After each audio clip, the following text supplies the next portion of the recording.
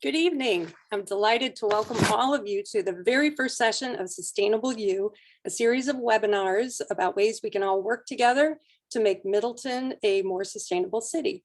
I'm Lisa Hanairo, and I chair the city's Sustainability Committee, which is made up of 9 citizen members appointed by Mayor Brar and approved by council, along with 1 elected official. The committee is hosting Sustainable You in partnership with the Middleton Public Library, and we really appreciate the library collaborating with us on this series because making our city more sustainable absolutely depends on all of us working together: city government, residents, businesses, schools, the faith community, and other organizations. It has been a real pleasure to work with Liz Zimdars of the library staff to plan this session, and I want to thank Liz for helping out with the logistics behind the scenes tonight. I also want to thank my fellow Sustainability Committee members, Christy Pulvermacher, Kelsey Bobby, and Daphne Wu, along with Kelly Hilyard, Middleton's Sustainability Coordinator, for their help in planning and organizing this series. A friendly reminder to all attendees to please keep your line muted, except if you're going to be asking, I apologize, except if you're going to be asking a question after the presentations. Showing your video is optional, and turning it off can actually help if you start to experience problems with your internet. Before I introduce the topics and the speakers, I want to acknowledge that every community owes its existence to the people, past and present, whose hopes, dreams, and energy have brought us to this very moment. Some came here against their will, some willingly left their distant homes in search of a better life, and some have lived on this land for more generations than can be counted. If you're joining the Zoom meeting tonight from Middleton or elsewhere in Dane County, you're on land that was taken forcibly from the Ho-Chunk people, who traced their roots to the woodland cultures that built the effigy mounds that are on top of Fredericks Hill in Pheasant Branch Conservancy. The oral tradition of the Ho-Chunk states that they have always been here. And of course, they still are here despite the federal government's acts of oppression and attempted genocide against the Native people who have always been here. I hope you'll join me in honoring the Ho-Chunk, the people of the sacred voice, and in thinking about ways that we can lift our voices, our volunteer efforts, our educational opportunities, and our philanthropy to support and lift up the Ho-Chunk and other Native peoples. Sustainability is a big topic. The concept of sustainability applies to just about every aspect of our lives as individuals and as a society. For our kickoff session tonight, we're going to explore what sustainability is, why it's important, and what the city is doing to achieve it, and what all of us as residents can do to incorporate sustainable practices into our own homes, workplaces, and daily activities. We'll begin with Kelly Hilyard, who I mentioned earlier is the City of Middleton Sustainability Coordinator. Kelly will explain the basics of sustainability and its importance, as well as what the city government is doing. Before joining city staff 2 years ago, Kelly worked with local governments around the state on climate, water, and agricultural issues with the Wisconsin Academy of Sciences, Arts, and Letters. Prior to that, she spent many years working in the green building sector, teaching organic agriculture courses at UC Santa Cruz, and farming. At 7 o'clock, we'll move into our second presentation featuring Christal Campbell, who is a stormwater education coordinator with the Dane County Land and Water Resources Department and the Madison Area Municipal Stormwater Partnership. Christal's work focuses mainly on outreach efforts to decrease the amount of stormwater runoff and to improve the quality of the stormwater that enters the lakes, rivers, and streams in Middleton and throughout Dane County. Christal is going to talk about managing leaves to help the lakes. Some of you may have seen the leaf-free streets yard signs popping up around Middleton. Christal will explain what those signs are all about and why it's important for all of us to properly manage our leaves. Each speaker will talk for 15 minutes and then we'll take 10 minutes for questions.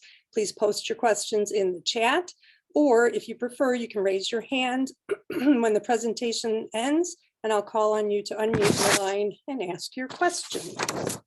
And with that, Kelly, if you're ready, I'll turn the floor over to you to begin the program. Hello, yes, I am here now. Let me advance my slide. Thanks for that introduction, Lisa, and thank you all for having me and for attending this event. I know that during the pandemic, we're all a bit Zoom fatigued, so thank you for joining us. Sustainability is such a huge topic. I think I would like this conversation to go on and to continue. I'm not going to be able to define it to everyone's liking tonight, but I'll talk a little bit philosophically at first, and then I promise I will get much more specific with a bit of data and some how-tos and some options for how we may make Middleton more sustainable. For me, sustainability, I think it's often billed as preserving what we have today so that people who live tomorrow and in the future can meet their needs. And to me, that's always been a bit lacking, maybe because of my organic farming background, because the more you work the land and add the right inputs and do things the right way, you can actually build soil and build abundance.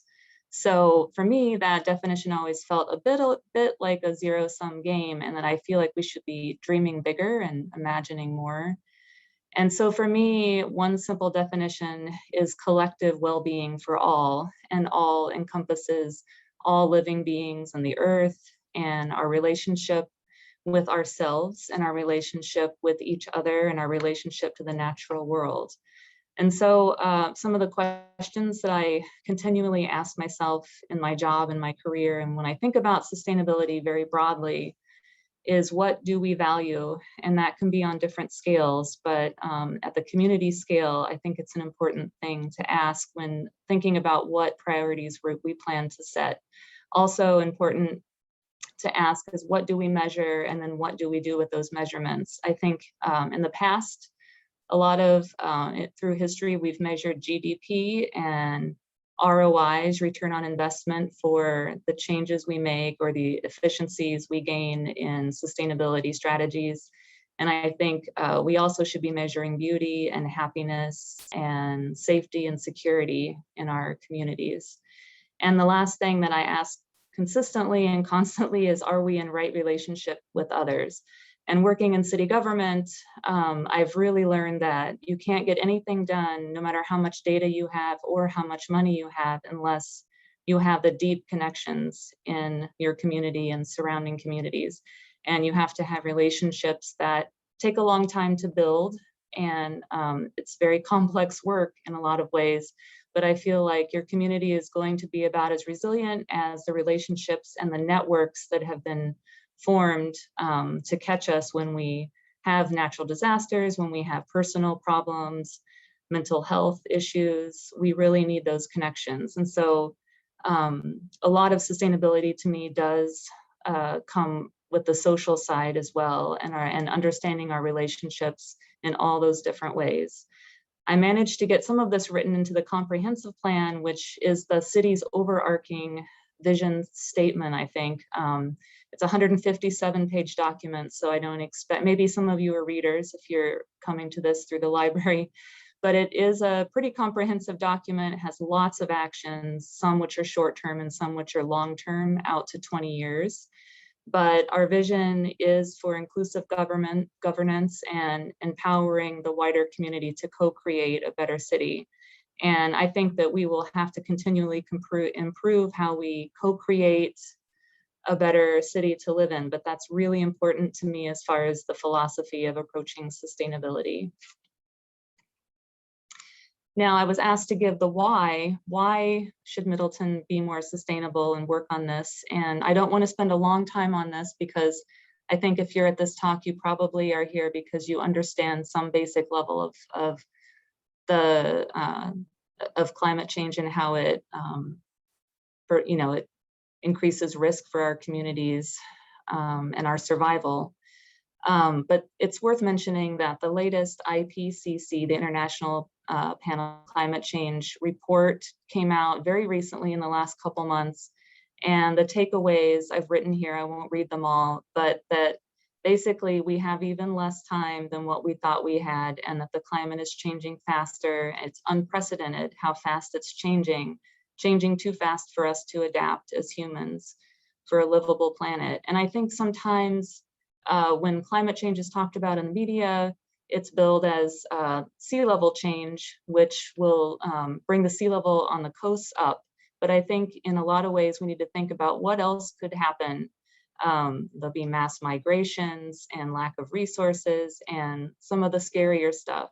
But I really am an optimist in this and understand that there's really a way forward that we can work on this, and we already are. Another important why, and something very important, I think, when thinking about sustainability, is resiliency and adaptation. We can work on mitigation and work on reducing the climate change effects, but we're going to have to also adapt to a changing climate and find ways for our community to be resilient. And as I'm sure you all know and have seen in maybe multiple presentations, talking about the flood in 2018 in Western Dane County that caused $33 million of damages and a loss of one life in Madison. And it was a traumatic event for our community, for the EMS and rescue services. But these large storm events are increasing in occurrence, and we have to be ready for the next one. As an engineer said in Middleton recently, if you don't plan for these future events, especially with microgrids and battery storage projects, which can help protect our critical infrastructure, if you're not planning for those, then the risk is very high if it happens again, that we could have more detrimental effects. And also, I think another thing we really need to focus on in Middleton and everywhere with sustainability is the social justice and aspect of sustainability. And I think a lot of times I am making the case that affordable housing policy and energy prices going up for a specific swath of our community is social justice, it's sustainability, and it all ties together. There's a big overlap. Energy democracy means taking some of our control back and being able to make decisions about our energy, being able to decide how we're going to use our energy and have some control over it. And I think also a feeling of belonging in our community is a part of sustainability and very important. I know my son goes to the Sock Trail School District, and a lot of the kids in that school are food insecure, and especially during the pandemic, a lot of extra help was given to those families. And so I think we really need to be aware of how our community can come together and really provide security for everyone in the community. So part of what we're working on is a Lead for Cities certification, which studies quality of life issues and will study civic engagement and it's difficult, but try to measure civic engagement and civic empowerment and access to power in our city and how we may improve that in the future. So these are things we're working on. I wanted to give a brief timeline of Middleton sustainability. We have a really amazing story in Middleton, and it really, I think, focuses on the power and the volunteer power of the Sustainability Committee. The Sustainability Committee was constituted in 2009, and very quickly they were able to meet with the public, have in-person visioning sessions, and create a sustainable city plan. And that's still on our website. It's very outdated, but I think the visions are still fairly accurate of what citizens in Middleton would like their community to be, even though that was 11 years ago now. One thing that gave us a lot of political capital, I would say, and really brought the city together, the citizens with the current Common Council, was the 2016 climate referendum, which was spearheaded by Kermit Hovey, who's a current member of our Sustainability Committee. And working in conjunction with some other groups, he was able to get 2 questions put on one of the elections in our city to ask if citizens supported climate policy by the city, and they resoundingly said yes by over 80%. Another question was about a carbon fee dividend program. And so both of those questions really proved, I think, to the Common Council and the mayor at the time, and continue to prove that citizens are really engaged and want to work on climate change. The seminal document of our city is the 100% renewable energy resolution, which I can talk about during question and answer if you like. It's on our website, but it provides energy goals for our city, which are fairly stringent and receive national attention. We were one of only 2 or 3 in Wisconsin who created this energy resolution in 2018, and it establishes goals that we meet 100% of renewable energy for all city operations and community-wide energy use by 2050. I won't read through all of these, but there's some really exciting things coming up in the future with 6 solar installations coming up next year, battery storage project at the police department, a LEED for City certification, microgrid study, and also a lot of work on energy efficiency and solar in naturally occurring affordable housing, which will address some equity issues in our city. Our 100% renewable resolution, again, this is linked and it's on our city website and you can read through that. I just want to mention that it does talk about things other than just energy goals. It also talks about energy democracy and prioritizing local microgrid-based renewable energy projects. And it also talks about resiliency planning. This slide is simply a slide that shows where our carbon impact in city operations lies. And the big takeaway from this slide would be that you may not think of this, I didn't, but our water utility uses the most energy and has the most carbon impact for the city. Our wells, pumps, and lifts. Also, our police department and our rescue services use a lot of energy, as do our fleet and our streetlights. So those are the things that we were able to glean from a recent energy plan that we did with Slipstream and a grant we worked on with 6 other Dane County cities to establish this data and get this information.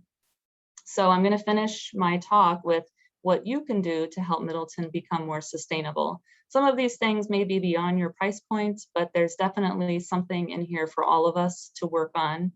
I think that small actions can make a big difference. And I'm also really interested in collective impact when things are done on a neighborhood level. And when you talk to your neighbors, you'll be surprised at what a ripple effect you can have.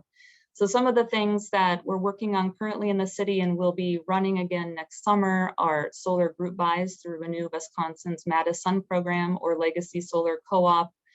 I can give you information on those if you contact me. They're linked in this PowerPoint presentation when you get your hands on this. Another thing is to learn more about beneficial electrification and how to electrify your appliances and car. And this is something we might have a Sustainability U session on in the future, maybe next year. It's still something somewhat new for people to learn about, and so we do need to do more community education about it. A low-hanging fruit is to transition all your household lights to LEDs. And I think not looked at enough is to vote and reach out to the alder of your district and get more involved in civics if you can. And you can always join the city, a city committee or attend the Sustainability Committee meetings the 3rd Monday of every month. I just think that one of the main things is to talk to your neighbors, get to know people, and build relationships for resiliency, and also to share resources, because I think collaboration is everything with sustainability. From a biodiversity and lake standpoint, these are 10 collective impact ideas for you to do in your yard, or for some of them might work if you're renting.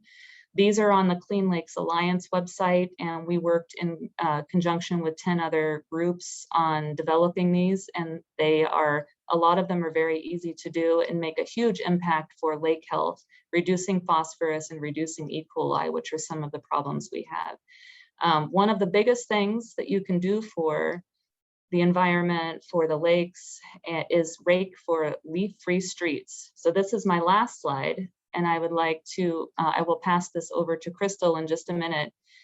This is one thing you can do right now. It's very seasonal and very timely, and it makes a huge difference, as easy as it is to rake the leaves out of your street. Pile leaves on, and City of Middleton has very specific ways of doing this too that may differ from other communities, but this year they're asking that you don't put any tarps over your leaves that you've raked, and that you put them on the grass verge in between the road and the sidewalk of your property, and do not mix your leaves with brush, and that they will not collect these later after November 30th, because they do have to put the snow plows on their trucks. And so it's oftentimes difficult time for them picking up the last leaves and then picking up the leaves and being ready for the snow. So with that, I'm going to turn it over to Christal Campbell, and thank you for this time. Thanks, Kelly. Before we move on to Christal, though, we have a few minutes if anybody has any questions. And I want to thank you, first of all, Kelly, for your great presentation. Also, I want to thank you for mentioning the Sustainability Committee meetings. The public is always welcome to attend our meetings. We meet the third Monday of each month at 6:30 p.m. and we try valiantly to end around 8 o'clock or 8:30 at the latest.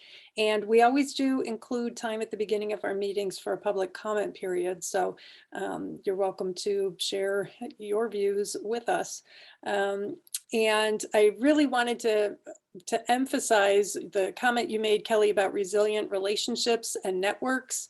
You know, Middleton bills itself as the good neighbor city. And I think through the Sustainability Committee and the work that we're doing, we're trying really hard to define what it means to be a good neighbor in the context of not just our own city, but our world.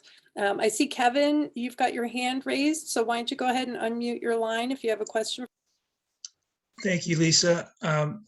I have a question about the battery storage project. I was trying to read about that online and I wasn't quite getting the gist of it. So if I could ask about that, and then I have a second question that I'll wait until other people have a chance to ask it. For the battery storage project, we just received our grant contract this week, and so that will be starting soon. And what that will be is the police department has solar on its roof already. And it also is the building in our city that houses the emergency response center in the basement.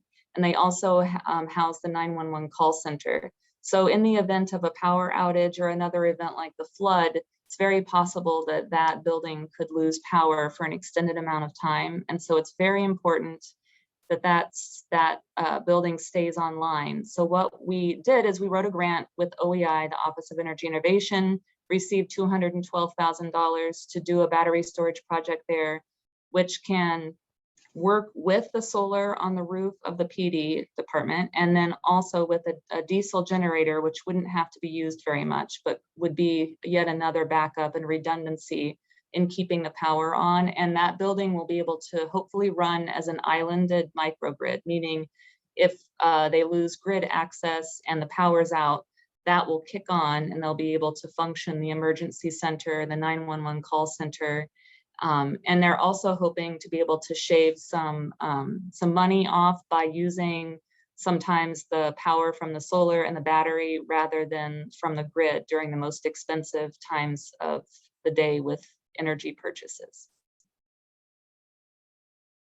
Thanks. Sounds like a great idea. Kevin, you can ask your second question if you'd like. Oh, great. Well, the city set a number of goals for reducing or going to renewable energies and sources and such years ago. And in light of the contents of the IPCC report and how climate change is accelerating, is the city thinking about revisiting, I guess is a better word, some of those goals and the timeframes for them?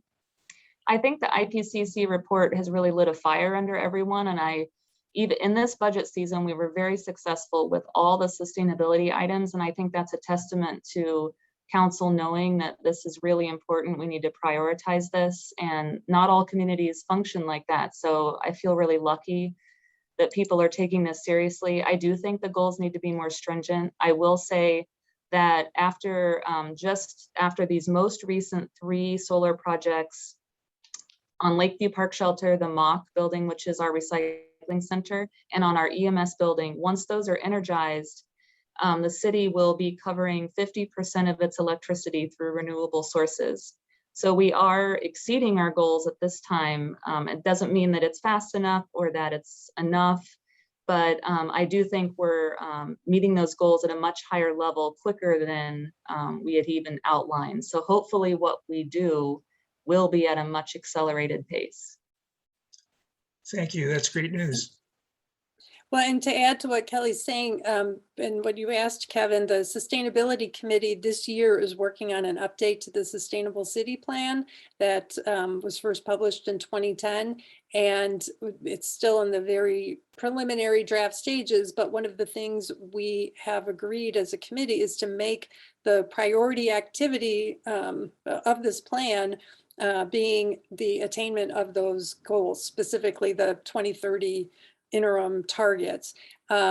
We can only work right now with the resolution that council gave us, but I do get your point about the need to accelerate that. And it's wonderful that the city is doing such a great job with its own operations and reducing its energy usage and making the shift to greener sources of energy. Next comes the community, though, because the resolution addressed not just city operations, but also the community as a whole. And I believe we have quite a ways to go for that. So that neighbor to neighbor outreach that Kelly had talked about earlier, that, you know, building relationships and working in clusters, that's going to be increasingly important in the years ahead. So. All right. Thank you, Lisa. Sure. And then one last point about sustainability in Middleton before we move on to Christal. Kelly's right that one of the greatest actions people can take is to vote and communicate with your elected officials, starting at the level of alders. As the chair of the Sustainability Committee, I try to make an appearance at council meetings, every month or every other meeting. And I've been trying to carry the message, which all my fellow committee members agree with, and Kelly knows it as well, that sustainability for too long has been the purview of one small entity, and that is our committee, or Kelly in city government. And that can't be the case anymore. Every entity in city government, every department needs to think about sustainability and embrace it in the same way that we hope they do diversity, equity, and inclusion. It really has to become second nature for us to work this into our planning, our purchasing decisions, and our policies. So the more residents can carry that same message to their elected officials, the more responsive they'll be to that.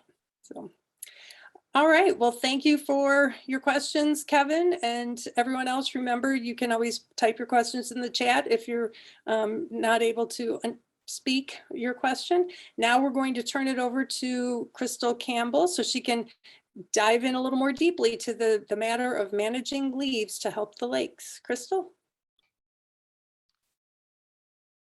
Hello, everyone. Can you hear me? Okay, great. So thanks for having me today. In the past, Middleton's been just a really great partner of ours for various projects over the years, so I'm happy to be here. As Lisa mentioned, my name is Christal Campbell. I work for Dane County Land and Water Resources Department as their Stormwater Education Coordinator, and I also work for the Madison Area Municipal Stormwater Partnership. You may hear me refer to them as MAMSWAP, which is a mouthful, but that's what it stands for. So if you hear me jumble and say MAMSWAP and whatever, that's what it is. And Middleton is one of our MAMSWAP members, or MAMSWAP communities.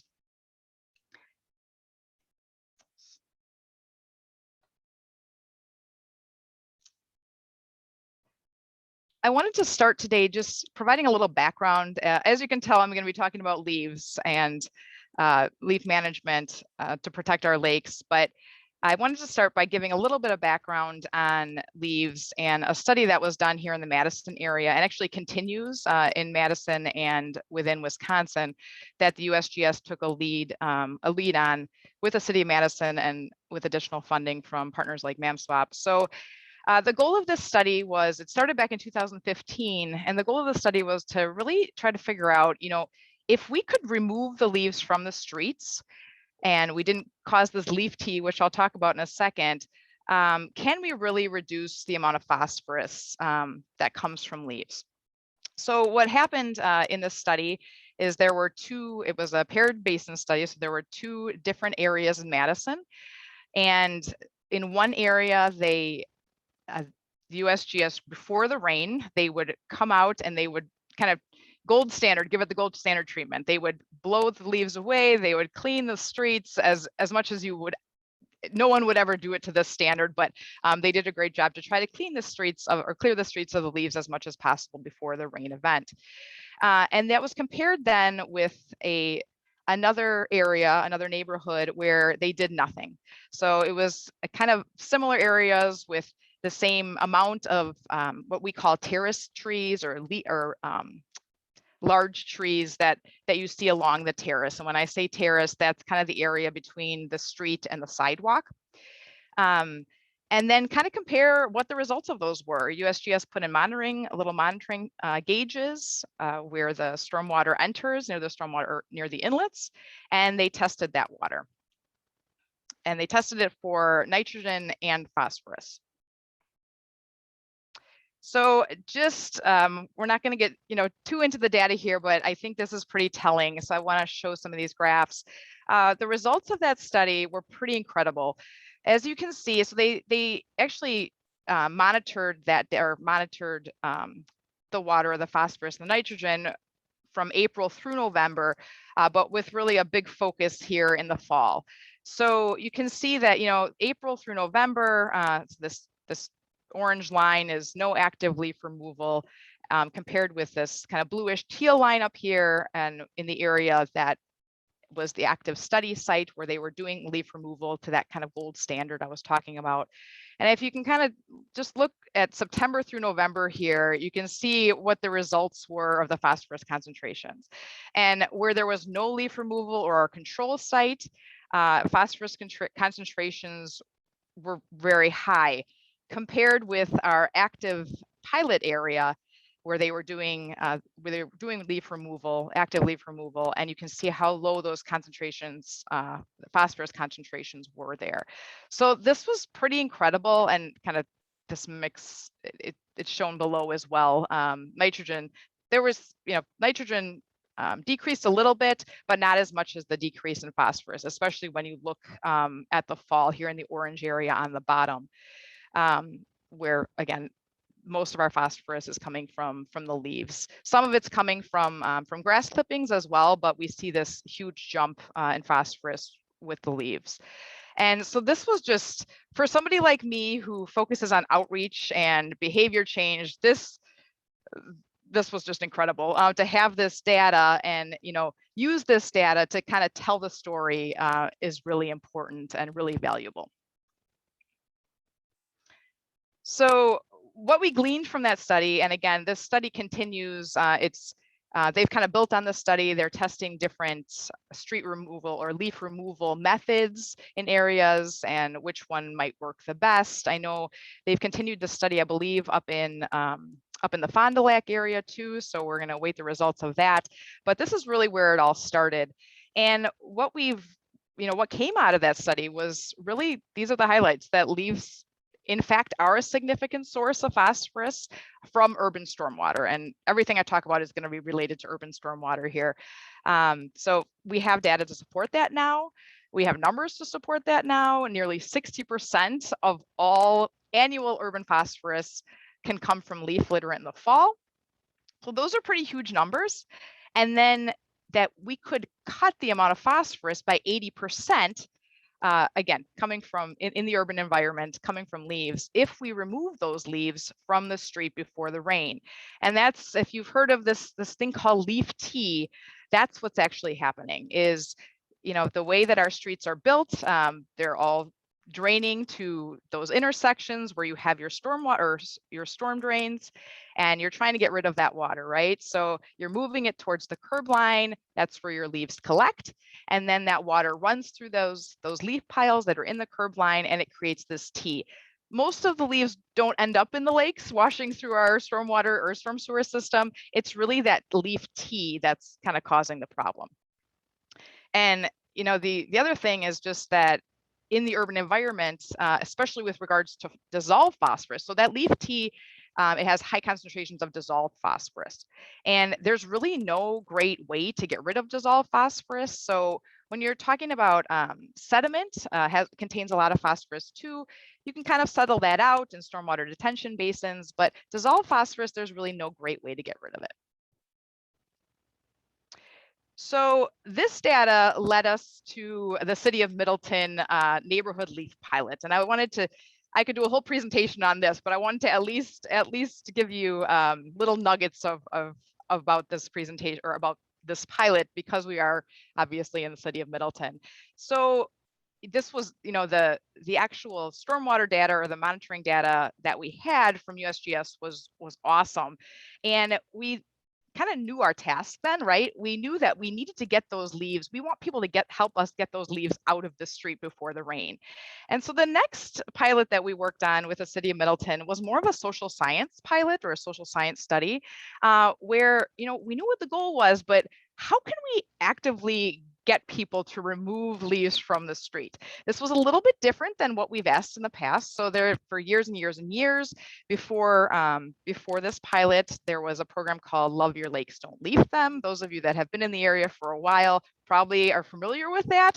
That was kind of before my time. And then the year I started at Dane County, this is when kind of this all came out and the USGS data presented itself.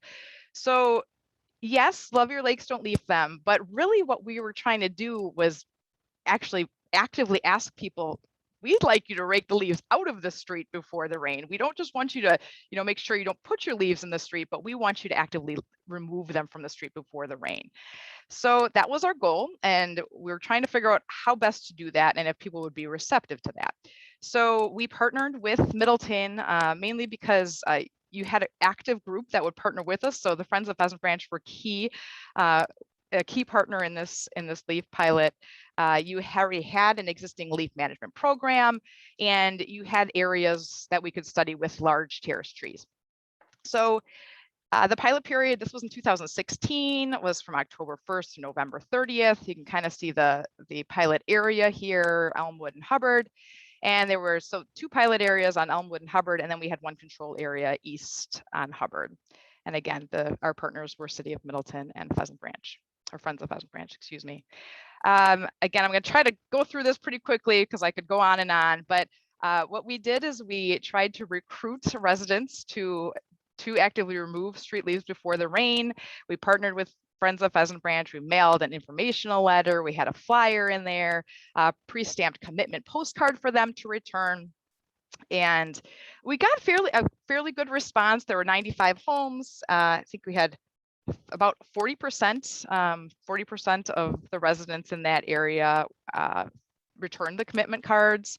In addition to those mailings, we sent Friends of Pheasant Branch actually made door-to-door visits to answer questions and drop off additional information. So what our request to the participants is just to complete and return the commitment card, sign up to receive text or email alerts. So we call them rain alerts, about 1 to 2 days before a forecasted storm. So we didn't send these out all the time, but this was our big test. This was the tool we were really testing.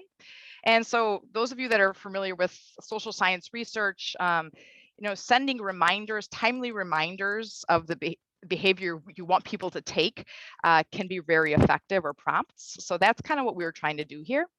And then, obviously asking them to actively remove those street leaves before the rain. So I'm just going to jump right to the recommendations. So we had conclusions and recommendations, and we have a whole report on our website that I can send you a link to, or I can share with Lisa maybe as a follow-up. And you can read all about the study and the results of the study. But this is kind of what came out of it. We found out that it's really effective to partner with a local group, a local environmental group, local neighborhood group to help you with this. It's really important when we looked at motivators to taking action. It was really, really important that we clearly communicate the impact that leaves can have on our waters. And that was something that came through loud and clear when we did the survey at the end of the pilot. So we did both observational surveys after each rain event. For the Friends of Pheasant Branch and myself would go out and we'd measure the leaves in the control area and the pilot area and compare them. And then we also did a mailed survey to both the control and the pilot area. What we found out is that this rain alert system, people really appreciated that. They felt it was a great reminder. It helped them give them kind of that prompt to take action right before it was necessary. So again, this is not something that we We don't need people keeping the streets clean day in and day out all fall. It's just right before the rain. And then try to figure out a way to recognize residents who are actively removing street leaves and try to make it visible. In the world of behavior change, that's really what you want to do. You want to try to make these actions visible. And then this kind of goes without saying, but you know, we don't need to do a campaign throughout the whole city. Focus it where it really matters, and that's where you have these large trees, large terrace trees. We also found out that you know, a possible incentive could be more frequent municipal leaf pickup for residents that actually do take action. That was just something that kind of came out of the study. People got a little frustrated when there were too many leaves sitting on their terrace and killing their grass. And then one thing we ran into, which was kind of a surprise, and we weren't expecting it, is in the area, kind of that Hubbard Elmwood area, we didn't realize it when we went in, or maybe we just didn't think about it. But I guess the high schoolers at that time were parked over there, and so it was really difficult to get the leaves. So that was just something that kind of surprised us. So even if people were taking action, those leaves sometimes were left there, even when the streets department was coming through with a vac truck trying to clean those leaves up, is they just couldn't even access it. So one of the things that came out of this, I'm not sure if it was implemented or not, but one of the things that came out of it was just consider, you know, different parking restrictions, especially in the fall when you do need to do leaf pickup. So based on those recommendations, that's really how we developed Leaf-Free Streets for Clean Waters. And that's our campaign, is called Leaf-Free Streets for Clean Waters. It's county-wide, and really what we are asking and trying to encourage people to do is remove those street leaves before the rain. And we, you know, there's all kinds of information on our website on how, you know, the background, the USGS information, the pilot, why this is important. And we have all kinds of resources to help spread the word as well. So we have a partner toolkits page, excuse me, and we really share this with any community group, with our municipal partners, where, you know, we really just lay it out there. Who the target audience is, different key messages to share, and then a whole list of tools that are available to help spread the word and change behavior. So we have these leaf-free street yard signs, and we have, I'll go back to the one, this is the one from, or excuse me, on the side here for when we partnered with Pheasant Branch. And oh, excuse me, sorry, I'm not sure what happened there. Let's see. Oh, screen sharing has stopped. Okay, what? Sorry, let's see what happened there. I think you can share again, Christal. Yep, I'll start up again.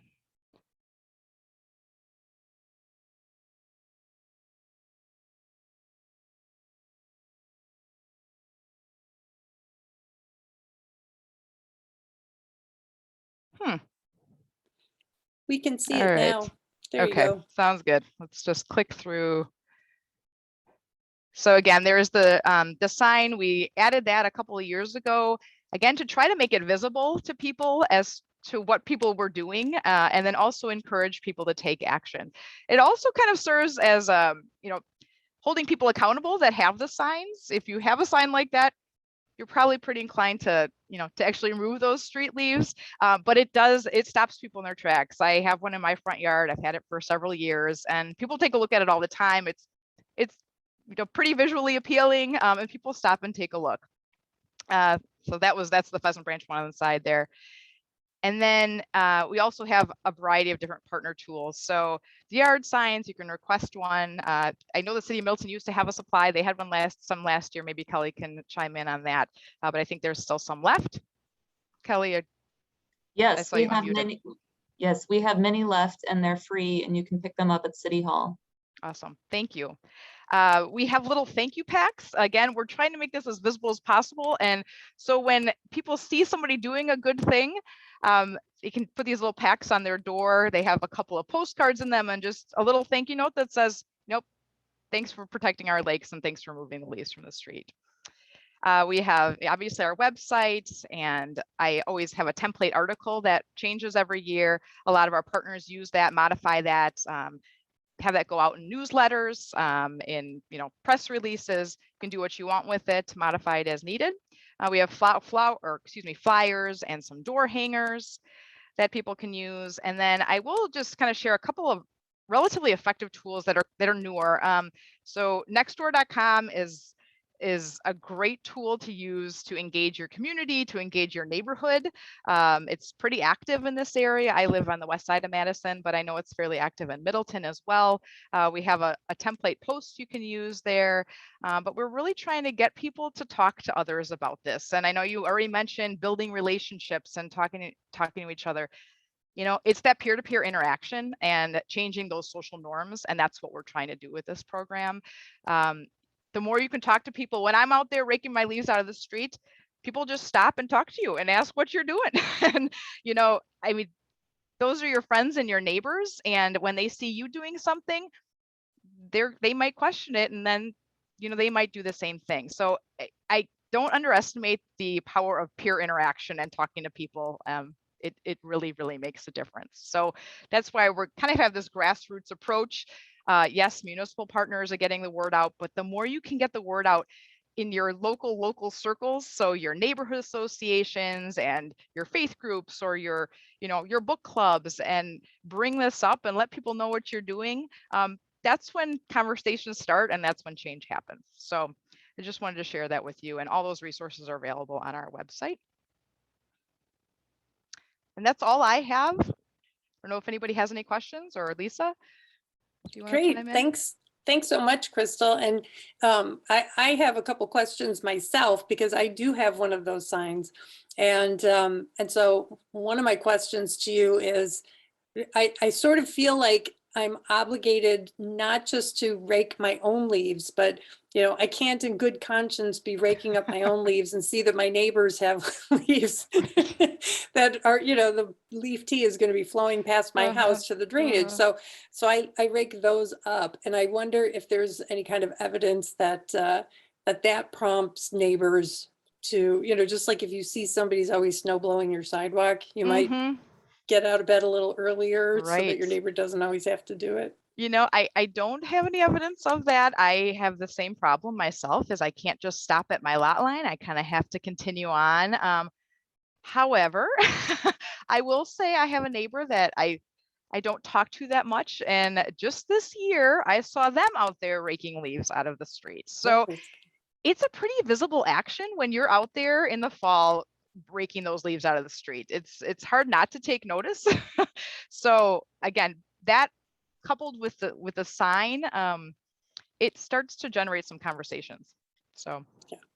Well, and I have a really good neighborhood, so I think I could have like a wine party or something to celebrate all our leaf a little raking. Thank you. Exactly. Right. I have another question for you, and then we might have one in the chat. So I know from experience that people sometimes miss the last leaf pickup, or I think I relayed to you my experience where somebody had parked in front of my last leaf pile on the day of collection, so it was still there. And sometimes it's difficult to transport leaves to the yard waste site if you have a small car. So what do you recommend people do in that case? In my neighborhood, we have a couple of drainage basins, a lot of open space available. And I'm wondering, is there any harm in putting the leaves in something like that so that they can naturally decompose over the winter? Or is that still a problem creating that leaf tea you're talking about? Right. Well, you don't want to put the leaves in public spaces or vacant lots. We always tell people not to do that. And you want to be very careful of, even if you're kind of doing a good deed and you're raking leaves out of your neighbor's area.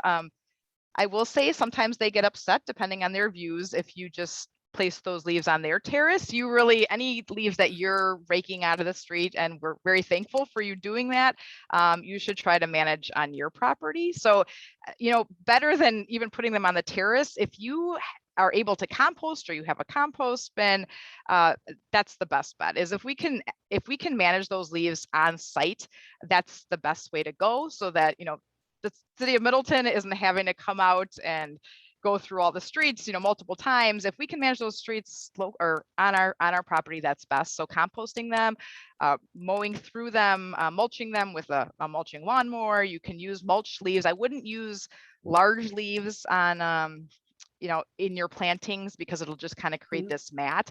But if you can mulch them first or run a lawnmower over them, those leaves are great to kind of use as mulch around plantings. That's a great way to deal with them as well. But no, do not put them near stormwater retention basins, lakes. Don't put them near there either, or vacant lots. No, you want to keep them on site, or you want to put them on your terrace to be removed later by the city. Yep. That's what I thought, but it's good to have an authority figure mention that. Kevin Spittler had a question about, can you talk a little bit about what the detrimental effect is of having too much phosphorus in the lakes? Sure. And then I'll also add on to that. You mentioned that you were focusing on the urban sources, and can you shed some light on what is the relative contribution from urban sources versus agriculture? Well, I can speak first about phosphorus in general. I don't know, this being the first sustainable I should have kept that in mind.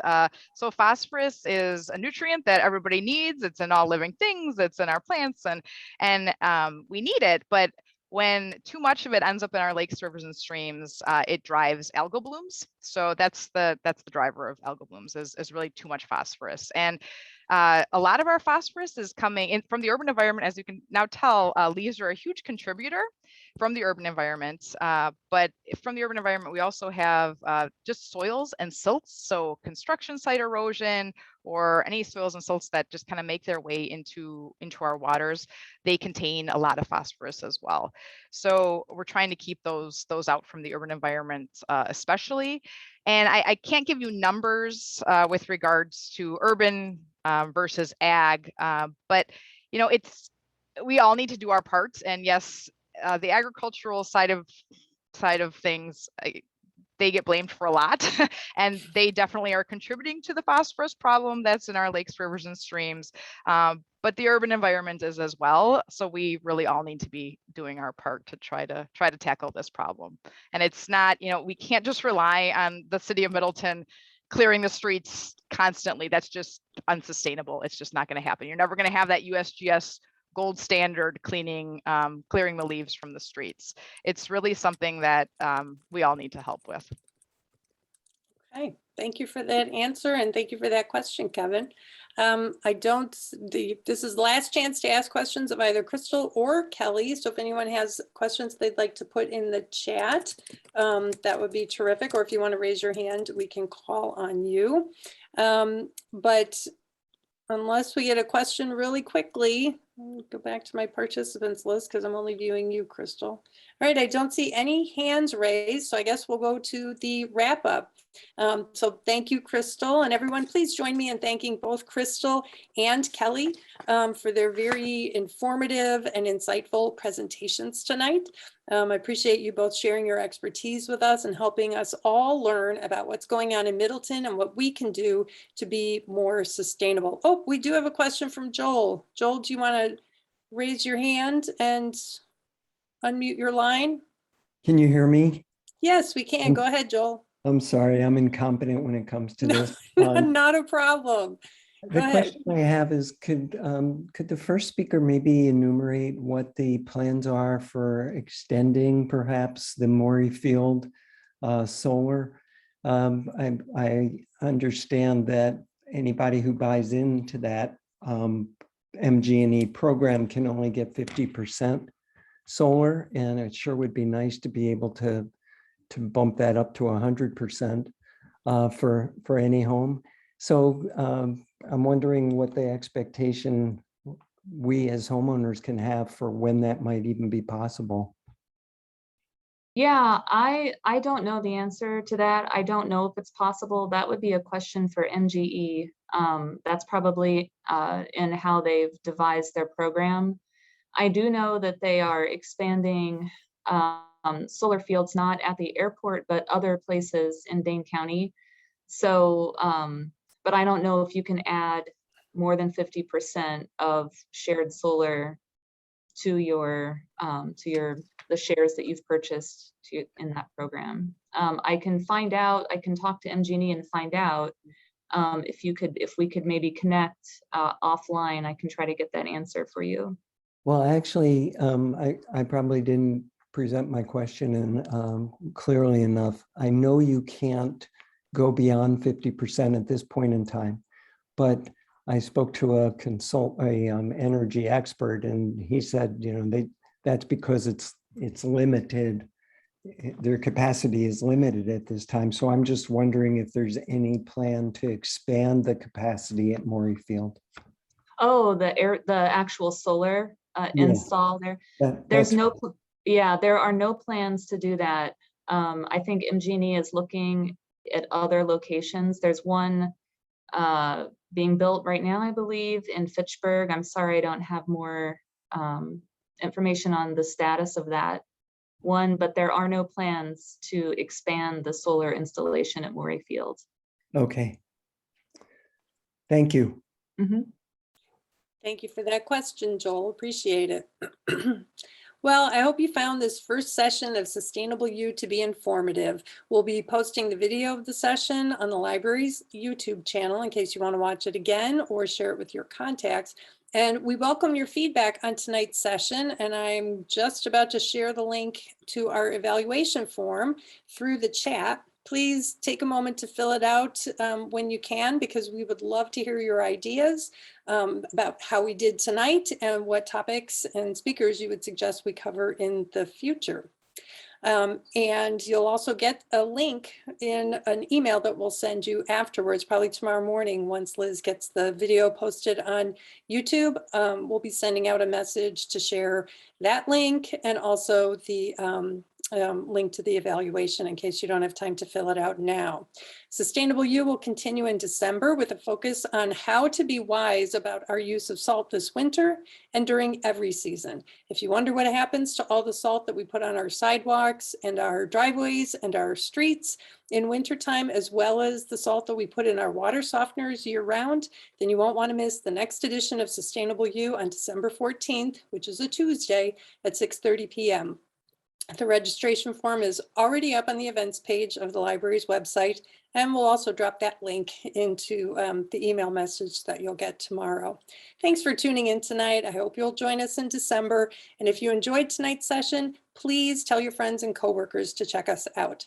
Speaking on behalf of my colleagues on the Sustainability Committee and at Middleton Public Library, we hope that Sustainable You will help you become a more sustainable you. Thank you.